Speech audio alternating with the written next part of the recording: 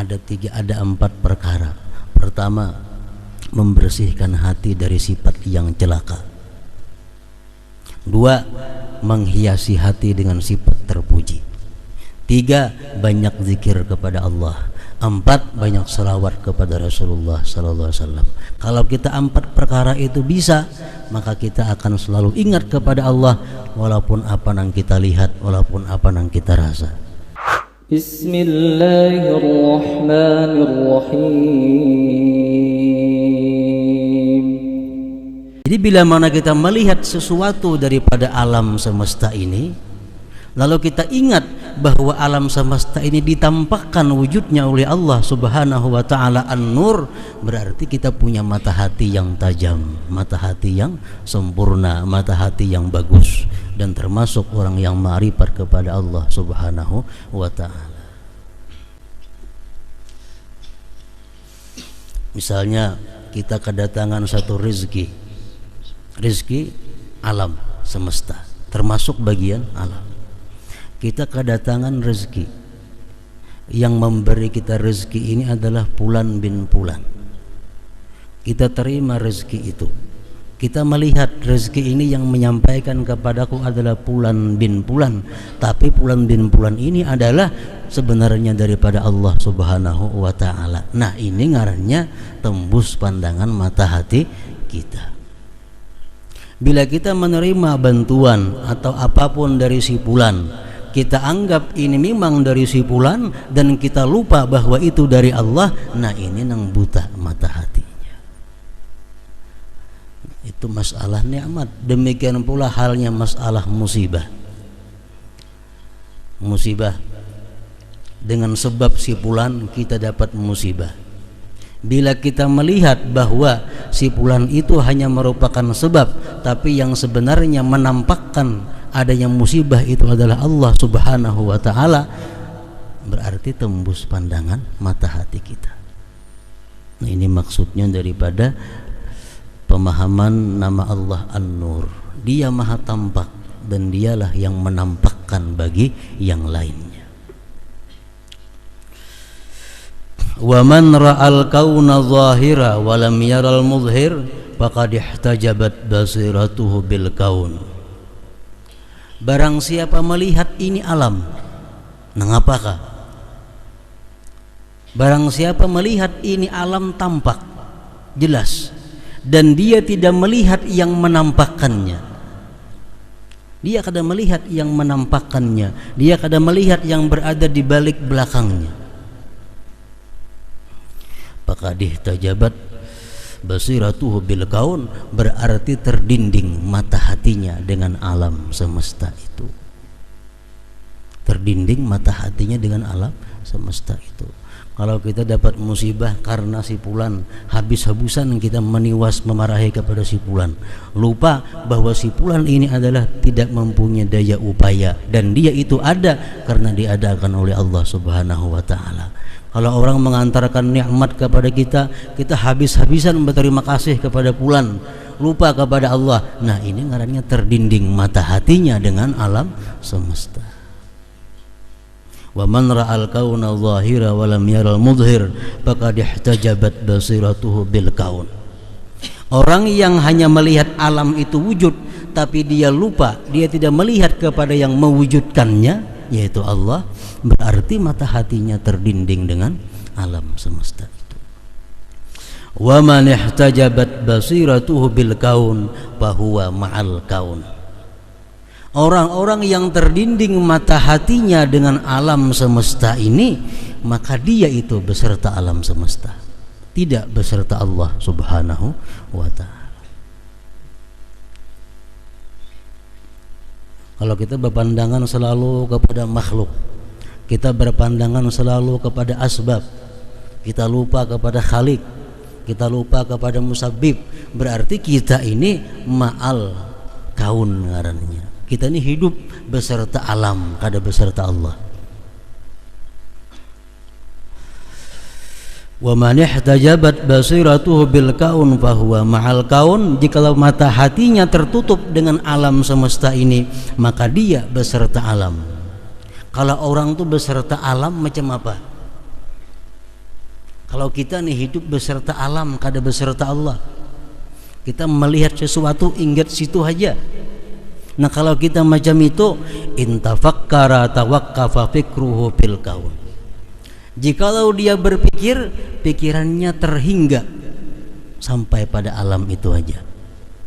Kalau kita melihat keindahan, ya paling-paling bagusnya gunung itu, bagusnya ini, ingat situ tuh bang. Kalau melihat ada sesuatu yang baik, baiknya ini, ingat situ, tawaqqafa fikruhu fil kaun. Terhenti pikirannya pada kaun itu.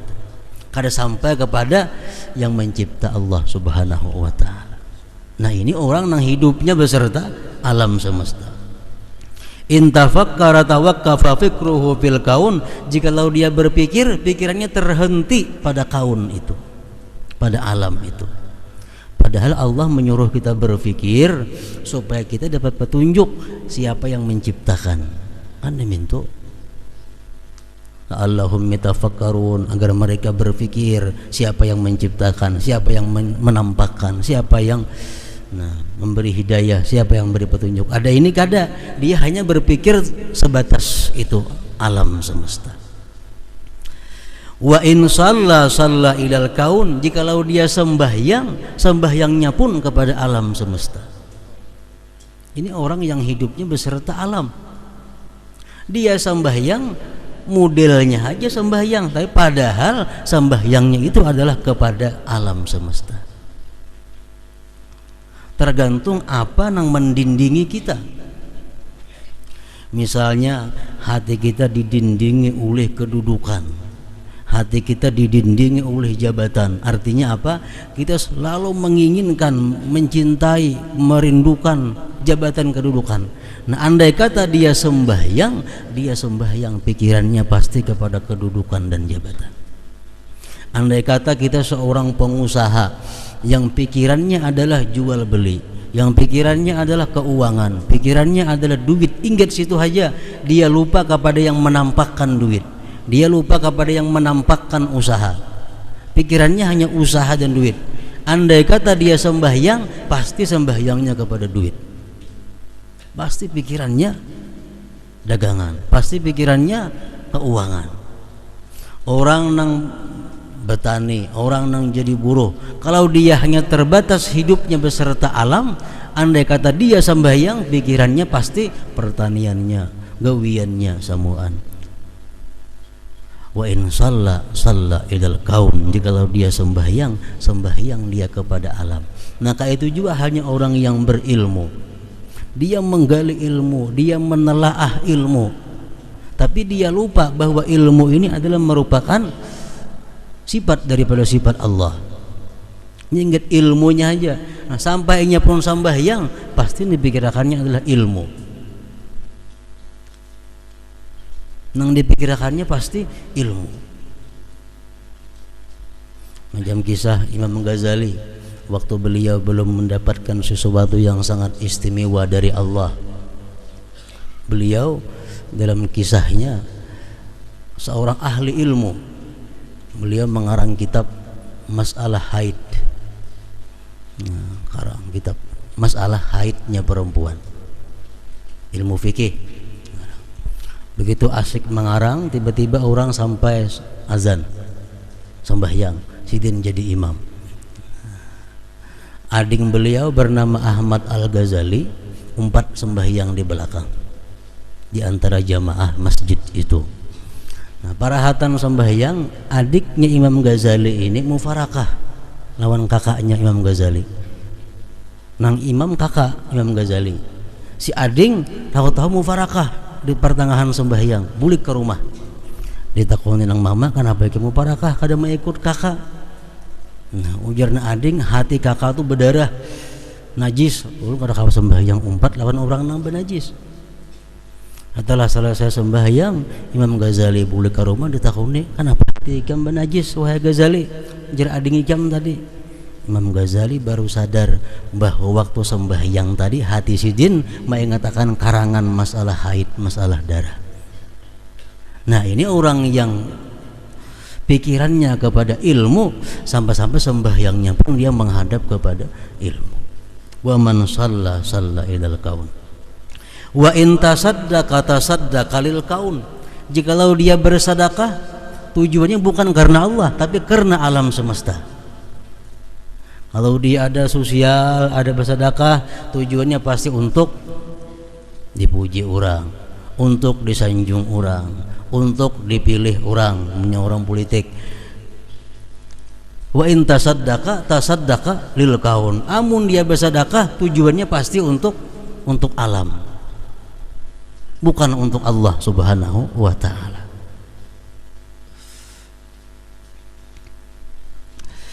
Wa in radiya bil kaun. Jikalau dia ridha dengan makhluk ini. Dia kadang memikirkan keridhaan Allah. Yang penting orang senang. Wa in syakara al kaun. Jikalau dia bersyukur, dia pun bersyukur kepada makhluk, dia bersyukur kepada alam. Nah, para muhibbin rahimakumullah. Jadi kalau orang yang hanya melihat alam ini tegak, terang, benderang, tapi lupa bahwa ada yang menerangi, ada yang mewujudkan, ada yang menjadikan, lupa melihat itu, jadilah macam tadi. Sembahyang itu sembahyangnya, bersedekah ke itu bersedekahnya, berpikir ke itu pikirannya. Ia mencari keridaan manusia dicarinya. Kalau berterima kasih kepada manusia berterima kasih, lupa kepada Allah Subhanahu wa ta'ala. Al-mu'min bismillahin nur alladhi yara Allah ta'ala zahiran bi kulli syai' mudhiran li kulli syai'. Kita sudah mengetahui bahwa Allah ta'ala tadi nur, artinya tampak dan menampakkan yang lain. Kalau kita sudah tahu itu, kita beriman dengan demikian, lalu kita macam apa? Kita mesti melihat Allah Ta'ala itu tampak pada tiap-tiap sesuatu, dan dialah yang menampakkan bagi yang lainnya. Kita melihat sesuatu, kita ingat bahwa itu ditampakkan oleh Allah Subhanahu wa ta'ala.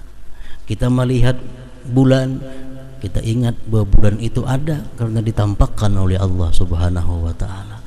Kita melihat seseorang ini, kita ingat bahwa orang itu ada karena ditampakkan oleh Allah Subhanahu wa ta'ala. Nah, itulah orang yang beriman dengan nama Allah An-Nur. Setiap melihat bagian daripada alam, dia ingat bahwa itu ditampakkan oleh Allah Subhanahu wa ta'ala. Al-mu'min bismillahin nur alladhi yara Allah ta'ala zahiran bi kulli syai' mudhiran li kulli syai'. Orang yang beriman dengan nama Allah An-Nur ialah orang yang melihat Allah Ta'ala itu tampak pada tiap-tiap sesuatu. Artinya jangan dipadahkan Tuhan itu beandak di sesuatu. Kita melihat Allah itu tampak pada sesuatu. Kitanya yang melihat sesuatu itu tampak, Allahnya kada tahu di mana. Macam kita melihat Allah di bawah pohon kelapa, kita melihat bulan purnama di bawah pohon kelapa. Kitanya yang berada di bawah pohon kelapa, bulannya jauh di atas sana. Jangan beranggap bulan di bawah pohon kelapa. Rasulullah bertemu dengan Allah di mustawa. Rasulullahnya yang berada di mustawa, Allahnya kada tahu. Nah, kalau kita melihat sesuatu, kita melihat Allah tampak di sana, kita melihat sesuatunya di sana. Allahnya tampaknya di mana kada tahu. Jadi jangan sampai kita beretikat bahwa Allah itu berandak di gunung, Allah berandak di laut, Allah berandak di langit. Nah, kalau demikian kita menempatkan Allah di suatu tempat, berarti kita bid'ah, bersalahan dengan etikat yang benar. Para muhibbin rahimakumullah, Imam Ali pernah berkata, ujar Sidin, al-haqqu laisa min syai' wala fis syai' wala fawqa syai' wala tahta syai'. Allah Ta'ala itu bukan dari sesuatu, dan dia tidak berada pada sesuatu.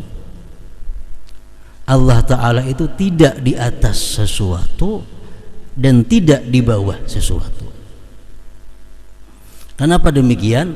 Karena ujar Sidin, idlaw kana min syai' lakana makhluqa. Andai kata Allah itu berasal dari sesuatu, berarti Allah itu makhluk. Kalau Allah berasal dari sesuatu, berarti Allah itu baharu. Jadi Allah bukan dari sesuatu. Allah bukan dari alam semesta. Walau kana fawqa syai' lakana mahmula. Andai kata Allah berada di atas sesuatu, berarti Allah ditanggung. Allah di atas kursi, berarti kursi yang menanggung Allah Ta'ala. Allah berada di atas langit, berarti langit menanggung Allah Ta'ala. Itu mustahil. Walau kana fi syai'in lakana mahsura. Andai kata Allah berada di dalam sesuatu, berarti Allah tak kurung. Allah dalam alam semesta, berarti ganal alam pada Allah. Berarti alam kau mengurung Allah Ta'ala, mustahil juga. Walau kana tahta syai', jikalau Allah itu berada di bawah sesuatu, lakana makhura, berarti Allah terkalahkan. Allah di bawah kita umpamanya, berarti tertinggi kita pada Allah. Nah, jadi Sayyidina Ali, Allah bukan berasal dari sesuatu, Allah kada berada pada sesuatu, Allah itu kada di atas sesuatu, Allah kada di bawah sesuatu. Ada yang bertanya kepada Sayyidina Ali, kalau macam itu di mana Allah Ta'ala? Fa'aina Rabbuna, di mana Tuhan kita? Mendengar itu Sayyidina Ali fataghayyara wajhu, dia marah. Wasakata, kemudian beliau berdiam saatan sesaat, summa qala, lalu beliau menjawab. Ujar Sidin, perkataan di mana Allah, pertanyaan di mana Allah itu menanyakan tempat ngarannya. Di mana ya Allah Ta'ala? Berarti menanyakan di mana tempatnya Allah Ta'ala. Nah, sedangkan Allah Ta'ala itu, ujar Sayyidina Ali, sudah ada sejak dahulu kala sebelum adanya tempat. Allah sudah ada sebelum adanya tempat. Sebelum ada kursi, Allah sudah ada. Sebelum adanya aras, Allah sudah ada. Sebelum adanya langit, Allah sudah ada. Sebelum adanya gunung, Allah sudah ada. Sebelum adanya alam semesta, Allah sudah ada. Wa kana Allah wala makan. Allah sudah ada, tempat belum ada lagi. Summa khalaqal makan wa zaman, hanyar Allah menciptakan tempat dan masa. Jadi tempat dan masa tadudi diciptakan oleh Allah. Wa huwal an kama kana, Allah sekarang ini adalah sama seperti Allah dahulu. Di mana tempatnya? Allah sudah ada sebelum adanya tempat. Nah, jadi kalau kita umpamanya mengatakan bahwa kita melihat Allah pada sesuatu, itu hanya istilah zarfiyah atau majaz. Artinya kita melihat Allah di pohon, kita melihat Allah di gunung. Maksudnya apa? Dengan melihat gunung kita ingat kepada Allah, dengan melihat pohon kita ingat kepada Allah. Bukan Allah berandak di gunung, di pohon, itu hal yang mustahil bagi Allah Subhanahu wa ta'ala. Begitu melihat sapi ingat Allah, bukan di sapi Allah Ta'ala. Artinya apa? Sapi itu penyebab kita ingat kepada Allah Subhanahu wa ta'ala. Nah, itu maksudnya. Al-mu'min bismillahir nuril ladzi yarallahu ta'ala zahiran bi kulli syai' mudhiran li kulli syai'.